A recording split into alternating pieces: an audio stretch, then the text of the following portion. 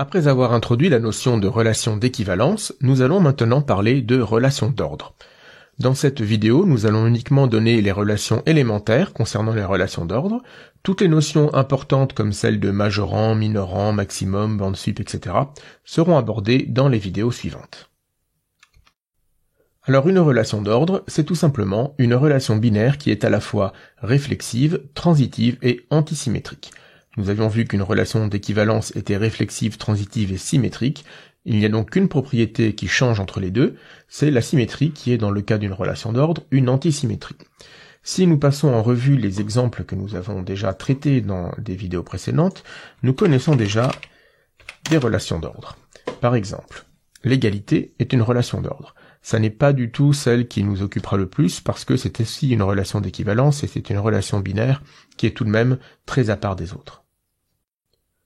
Nous avons vu aussi que l'inégalité large, qu'elle soit sur n, z, r, q, est une relation d'ordre. Mais attention, l'inégalité stricte n'en est pas une puisque nous avons vu qu'elle n'est pas réflexive. Nous avons enfin deux autres relations d'ordre un peu moins naturelles, nous allons dire. Une qui est tout de même très fréquemment utilisée, c'est l'inclusion sur les parties d'un ensemble U. Nous allons utiliser très souvent cette relation d'ordre. Une autre qui est un peu moins utilisée, que nous utiliserons en arithmétique, mais en dehors de ça, pas vraiment, c'est la relation de divisibilité sur n. Mais là, attention aussi, nous avons vu que cette relation n'est pas antisymétrique sur z, donc ça n'est pas une relation d'ordre sur z. Petite remarque concernant les notations, lorsque nous traiterons des exercices théoriques ou lorsque nous ferons du cours avec une relation d'ordre théorique et pas une relation d'ordre concrète comme l'une des précédentes, très souvent nous utiliserons ce symbole qui va se lire inférieur ou égal, mais c'est inférieur ou égal pour la relation d'ordre que nous considérons. En effet, si nous avons une telle relation d'ordre avec ce symbole, eh bien, si A est en relation avec B, nous dirons que A est inférieur ou égal à B. Donc attention, ce symbole, ici, il est un petit peu incurvé, et ça n'est pas le même que le symbole inférieur ou égal sur n, z ou r, pour ne pas le confondre, mais à l'oral, nous dirons la même chose.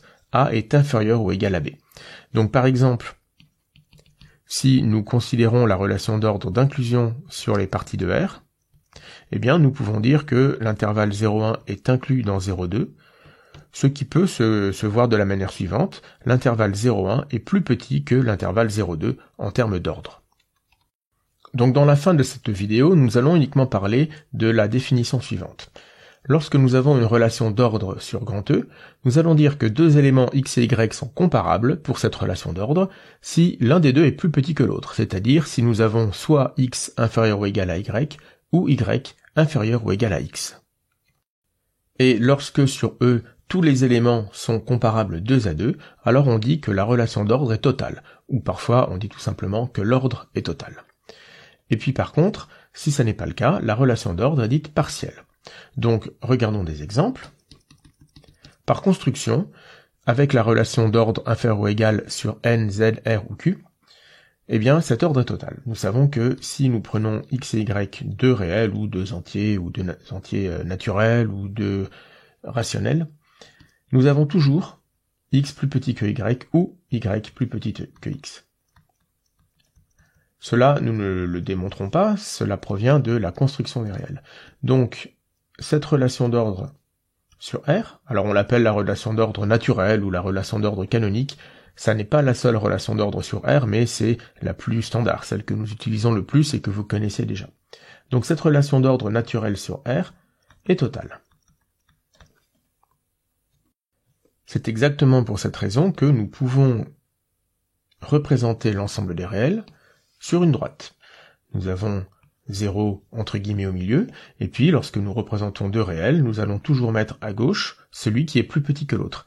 Ainsi, lorsque nous prenons deux réels distincts, ou même pas forcément distincts d'ailleurs, il y en a toujours un qui est plus à gauche que l'autre et donc qui est plus petit. La relation d'ordre est totale. Si maintenant je considère ce graphe, je prends un ensemble à 3 éléments, et je vais représenter par des flèches donc les éléments qui sont en relation les uns avec les autres. Donc par exemple, si B est en relation avec A, c'est-à-dire qu'ici je vais considérer que B est plus petit que A, et si C est en relation avec A, donc C est plus petit que A, alors j'ai maintenant une relation d'ordre. Alors évidemment, il faudrait aussi tracer les flèches qui vont d'un élément vers lui-même, puisqu'une relation d'ordre doit être réflexive. Mais ici, j'ai bien un graphe sur lequel j'ai représenté toutes les flèches qui me permettent d'obtenir une relation d'ordre. Eh bien, je vois que B est plus petit que A, que C est plus petit que A. Par contre, il n'y a aucune flèche qui aille de B vers C ou de C vers B. Donc nous n'avons pas B plus petit que C, et nous n'avons pas non plus C plus petit que B. Donc la relation d'ordre représentée ici sur ce schéma n'est pas une relation d'ordre totale. Cette relation d'ordre est seulement partielle. Et je ne peux donc pas représenter les 3 points ABC sur une droite, ou d'une certaine manière, les points qui sont le plus à gauche seraient plus petits que les autres. Cela n'est pas possible. Mais si nous revenons sur les relations d'ordre que nous avons citées en exemple tout à l'heure, nous avons donc vu que la relation d'ordre naturelle sur R était totale, mais les deux autres ne sont pas totales. Si je prends l'inclusion sur l'ensemble des parties de R, eh bien, l'intervalle 0,2 n'est pas inclus dans l'intervalle 1,3, mais ce dernier intervalle 1,3 n'est pas lui non plus inclus dans l'intervalle 0,2. Donc pour cette relation d'ordre, les deux intervalles 0,1 et 1,3 ne sont pas comparables, et donc la relation d'ordre est partielle. Ils ne sont pas comparables, cette relation est partielle. Dernier exemple que nous avons vu, la divisibilité sur n. 2 n'est pas un diviseur de 3. 3 n'est pas un diviseur de 2. Donc là encore, cette relation d'ordre est partielle. Et les entiers 2 et 3 ne sont pas comparables. Nous allons donc nous en tenir là pour cette vidéo, et maintenant nous allons, dans les vidéos suivantes, étudier les propriétés vraiment fondamentales des relations d'ordre et introduire de nouvelles notions, celles de majorant, minorant, etc. Et c'est ces notions-là qui vont vraiment être très importantes et que nous allons utiliser toute l'année.